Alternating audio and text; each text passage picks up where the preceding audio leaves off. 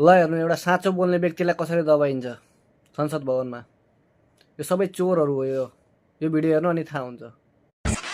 एउटा कुरा म भन्न चाहन्छु, नेपाल सरकारलाई म आग्रह गर्न चाहन्छु, यो 4-5 जिल्ला जुन भाग्यमानी जिल्लाहरू छन् त्यसलाई नेपालमा राखौं, बाँकी 77 जिल्लाको 72 जिल्लालाई लिजमा दिउँ, अर्को देशलाई, अमेरिकालाई दिउँ, चाइनालाई दिउँ, भारतलाई दिउँ। बजेटै जाँदैन भने त्यो जिल्ला नेपालमा किन राख्ने? बात त सही है। सामान्य सभा महोदय, उहाँलाई यसभन्दा अगाडि बढ्न दिन हुँदैन। उहाँको अभिव्यक्ति बेठिक छ।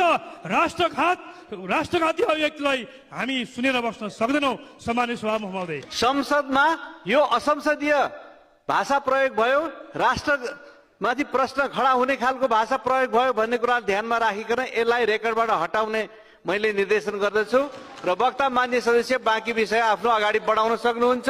यहाँलाई दिएको समय 7 मिनेट छ। पार्टीको दलीय हिसाबले यदि निर्देशन दिनु छ त्यो निर्देशन हामी मान्न तयार छैन। किनभने सभामुखले निर्देशन दिनु परेको सबै जिल्लामा बजेट किन गएन? त्यो निर्देशन दिन आउँदैन सभामुखलाई। एमाले जे भने त्यही निर्देशन छ भने सभामुख संसदको एमालेको होइन।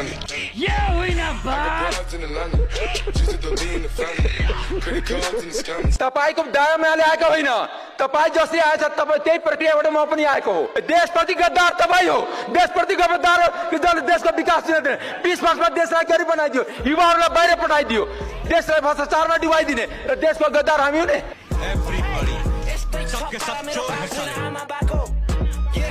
सभामुखजी स्वतन्त्र सांसद साँडेर जहिले पनि मलाई रुलिङ मात्र गर्ने होइन, सबैलाई रुलिङ गर्नुपर्छ। सबै संसद बराबर हो। यहाँ कोही ठुलो होइन, कोही सानो होइन।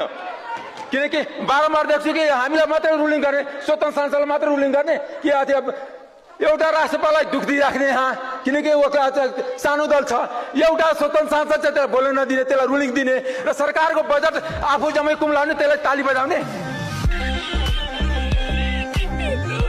एउटा कुरा के भने मान्य सदस्य, तपाईँ निर्धारित विषयमा बोल्नुहुन्न भने तपाईँ डाइस छाडेर तल जानुहोस्।